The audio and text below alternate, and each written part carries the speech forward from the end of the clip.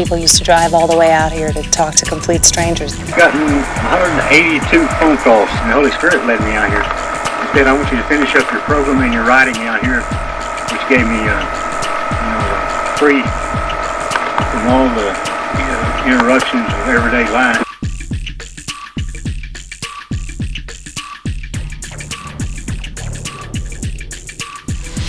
After a number of random dialings of the number, I began to reach random people.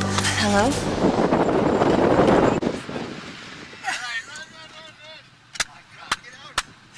Dude, you freak! I gotta go. Dude, you freak! What if some civilization peered in on us when we were at the height of using magnetic tape?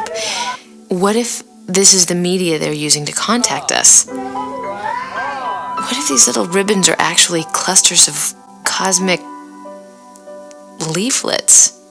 What do you think? I think I'm bothered by all this tape.